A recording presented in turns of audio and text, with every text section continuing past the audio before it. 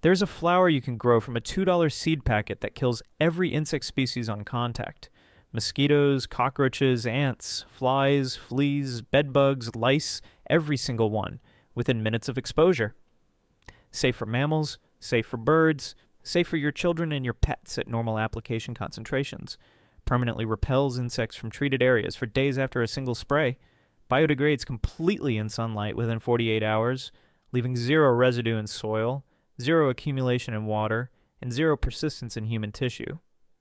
Not a synthetic aerosol that insects develop resistance to within 3 to 5 years of commercial introduction. Not a petroleum-derived compound that bioaccumulates in body fat and appears in breast milk samples from women who have never directly applied pesticides. Not a licensed pest control service injecting synthetic neurotoxins into the soil around your foundation every quarter for the rest of your ownership. A flower. Specifically the dried flower heads of Chrysanthemum cinerariifolium, also called the Dalmatian daisy, which contain a class of natural compounds called Pyrethrins that attack insect nervous systems with such precision and such selectivity that the insect dies within minutes, while a mammal exposed to the same concentration experiences nothing more than mild skin tingling. Persian soldiers scattered these dried flowers in their sleeping quarters 2,000 years ago to control body lice during campaigns in the Caucasus. Chinese physicians during the Han Dynasty documented the same flower for household insect control and grain storage protection. Napoleon's army used Persian insect powder in North African campaigns in the early 1800s. The United States military issued pyrethrum powder to every single soldier in the Pacific Theater during World War II, and insect-borne disease casualties dropped by over 70% from the 1942 peak within 2 years of systematic deployment. Natural pyrethrum, in the most demanding real-world military application in recorded history, saved more Allied lives than almost any other single intervention of the war.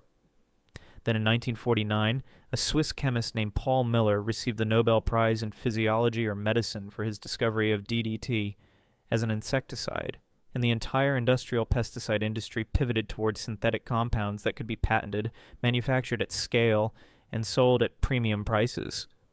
The flower that had won the Pacific War got moved to the bottom shelf. Then the pesticide industry did the math. The global pesticide market generates over $80 billion a year. Household insecticides alone account for approximately $15 billion of that total. A $2 flower that anyone can grow in a garden and extract with warm water cannot be patented, cannot be licensed, and cannot sustain a subscription-based revenue model. They did not suppress this because it failed. They replaced it because it worked too well, cost too little, and threatened the entire economic structure of the synthetic pesticide industry.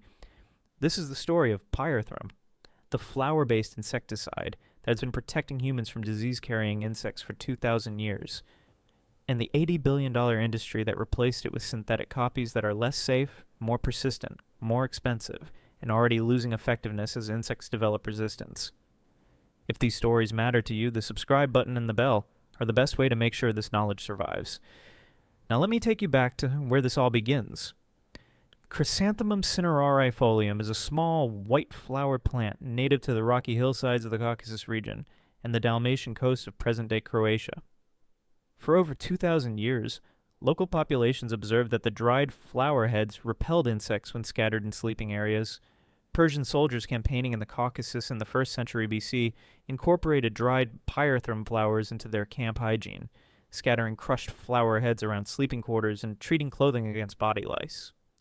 The practice was documented by Roman military historians observing Persian camp routines during border conflicts of the period. The knowledge traveled the Silk Road. Chinese medical texts from the Han Dynasty period, roughly 200 BC to 220 AD, document the use of a plant they called chuju, matching the botanical description of chrysanthemum species, as an insect repellent for sleeping areas and grain storage facilities.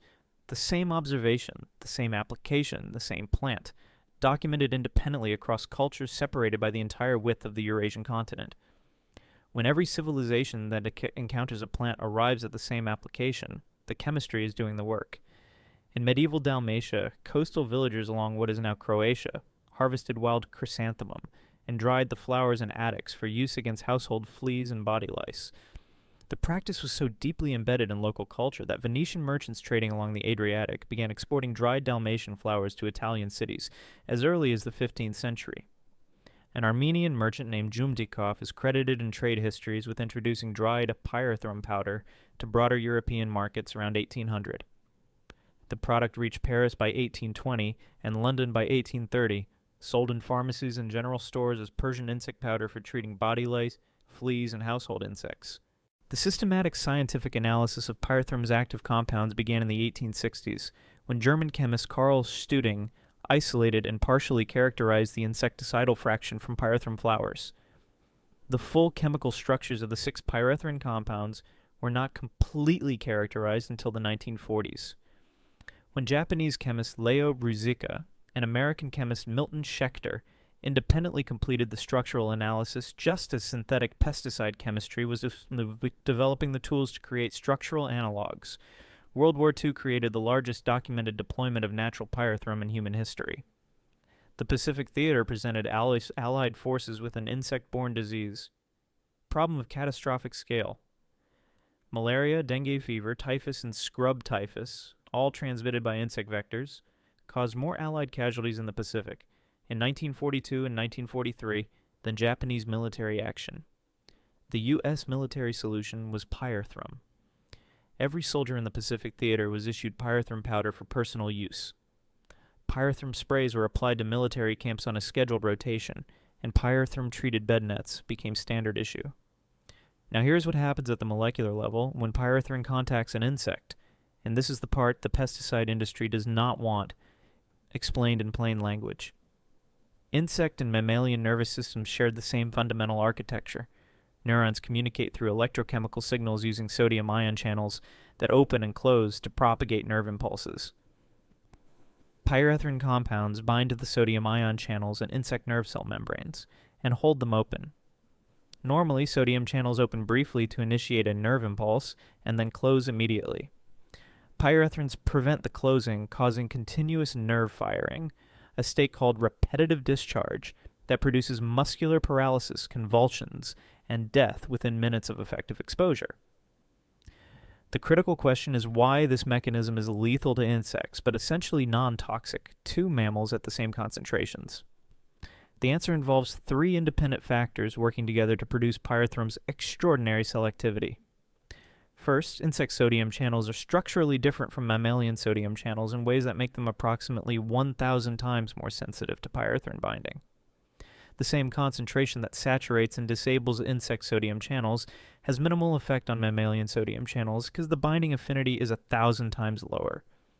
Second, mammals metabolize pyrethrin rapidly and efficiently through liver enzyme systems, specifically cytochrome P450 enzymes and esterases that break down pyrethrin molecules into inactive metabolites within hours of exposure. Insects lack these efficient detoxification pathways, pyrethrins that enter an insect's body and remain active much longer, because the insect cannot break them down quickly enough to survive the accumulating neurological damage.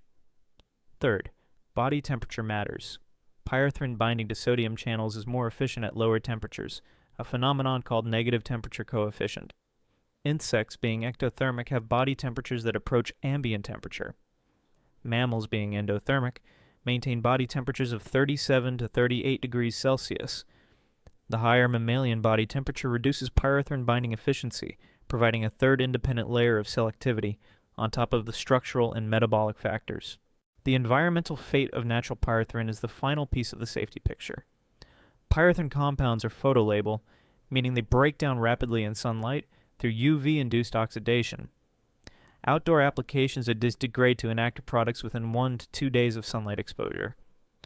Indoor applications persist for somewhat longer, several days to 2 weeks, before fully degrading. There is no environmental accumulation, no bioconcentration in food chains, no persistence in water or soil beyond days to weeks. If you have made it this far, you already understand more about insect control than 99% of homeowners and most licensed pest control technicians. Subscribe and share this with someone still spraying synthetic neurotoxins around their children's bedrooms every quarter. Now stay with me, because what comes next is the part they really do not want you to hear. Synthetic pyrethroids, the laboratory-created structural analogs of pyrethrins that dominate the commercial insecticide market, were specifically designed to overcome pyrethrin's rapid environmental degradation.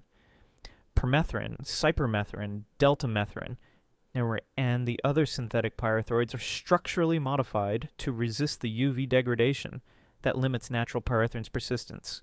They persist in the environment for weeks to months instead of days. They bioaccumulate in aquatic invertebrates at concentrations that disrupt aquatic food webs. They are classified as highly toxic to fish at concentrations natural pyrethrin does not achieve in real-world applications because it degrades too quickly. And their increased persistence in mammalian tissue because they resist the same metabolic degradation pathways that limit natural pyrethrin means occupational and residential exposure accumulates in body fat over time. The industry that replaced natural pyrethrum with synthetic pyrethroids did not do so because synthetic pyrethroids were safer. They are less safe by every environmental persistence metric. They did so because a synthetic compound can be patented, manufactured at controlled industrial scale, and sold at premium prices that a $2 flower cannot command. The global pesticide market hit $80 billion in 2024.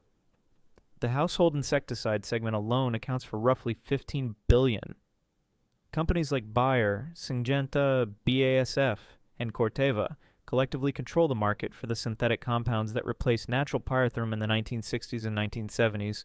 The average American household spends between $100 and $400 per year on branded household insecticide products, plus hundreds more on professional pest control services. Over 20 years, that is between $2,000 and $8,000 paid for synthetic compounds that are less safe, more persistent, and increasingly less effective as insect populations develop resistance.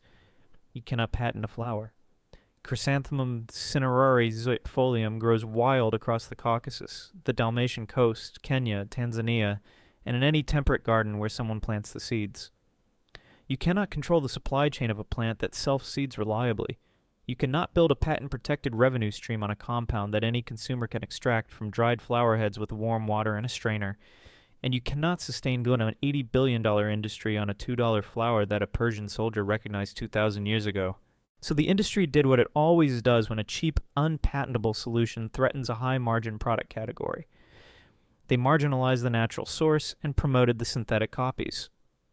The commercial pyrethrum flower industry, centered in Kenya, Tanzania, and Australia, which collectively produced over 90% of the world's natural pyrethrum, was progressively pushed to the margins as synthetic pyrethroids captured the household market. Kenya's pyrethrum industry, which had been the country's third largest agricultural export in the 1970s, collapsed in the 1980s and 1990s under synthetic competition. The displacement was not driven by inferior product performance. It was driven by the economics of patent protection. I need to be honest about the limitations, because credibility matters. Natural pyrethrin degrades rapidly and is safe for use around mammals and birds at normal application concentrations. However, it is toxic to fish, aquatic invertebrates, and beneficial insects, including bees and butterflies at the concentrations used for pest control. Do not apply near water sources, ponds, or streams. Apply in early morning or late evening when bees and butterflies are less active using near flowering plants. Allow treated surfaces to dry completely before allowing pets and children to contact them. Cats are more sensitive than dogs to pyrethrins, so allow full ventilation and drying before cat access to treated indoor areas. And pyrethrin is not selective for target insects. It will kill beneficial predatory insects as readily as pest insects, so use it precisely rather than broadly. Now here's exactly how to do it. Step 1. Either purchase dried pyrethrum flowers from organic garden suppliers, herbal wholesalers, or online bulk retailers, or grow your own. A 500-gram bag of dried Chrysanthemum cinerariifolium flowers costs $2 to $4 and contains enough active pyrethrin for multiple liters of spray. Verify that the product is specifically Chrysanthemum cinerariifolium because not all chrysanthemum species contain significant pyrethrin concentrations. Step 2. To grow your own, purchase Chrysanthemum cinerariifolium seeds for $2 to $3 per packet. Sow seeds in early spring indoors 6 to 8 weeks before the last frost, and transplant to a sunny, well-drained location after frost risk has passed. Plants flower in their first year from spring-sown seed and self-seed reliably in subsequent years, providing a permanent, self-sustaining supply. Step 3. Harvest flower heads at full bloom when petals are fully open before they begin to drop, typically mid to late summer. Dry harvested flowers in a single layer at room temperature away from direct light for 1 to 2 weeks. Store dried flowers in an airtight container away from moisture and heat. Step 4. Prepare a basic water-based spray. Combine 1 cup of loosely packed dried pyrethrum flower heads with 1 liter of warm water, not boiling. Boiling destroys the active pyrethrin compounds through heat degradation. Allow the mixture to steep for 2 hours, stirring occasionally. Strain through cheesecloth and squeeze the flour material to extract maximum liquid. Step 5. Add 2 to 3 drops of liquid dish soap per liter of extract. The soap acts as a surfactant that helps the spray adhere to insect bodies and plant surfaces, dramatically improving contact and knockdown efficiency. Pour the finished extract into a spray bottle. Step 6. Apply to insect-affected areas, plant foliage, room perimeters, sleeping areas, and any entry points where insects enter your home. Direct contact with insects produces rapid knockdown within minutes. Treated surfaces repel insects for 12 to 24 hours as residual pyrethrin off gases. For indoor use, apply to room perimeters and insect entry points in the early evening and ventilate the space for 30 minutes before occupancy. Step 7. For a longer shelf life, prepare a concentrated oil extract by infusing dried pyrethrum flowers in vegetable oil using slow, cold infusion. Fill a jar with dried flowers, cover completely with oil, steep for 4 to 6 weeks, and strain. The oil-based extract retains a pyrethrin activity for 6 to 12 months when stored in a sealed dark container. Dilute with water and dish soap before application at a ratio of 1 part oil extract to 10 parts water. The water-based spray remains effective for approximately 48 hours before pyrethrin degradation reduces efficacy, so prepare fresh batches for each application session, rather than storing diluted spray long-term. Total cost for a complete household insect control supply, approximately $3 to $5 per year in dried flowers or seeds.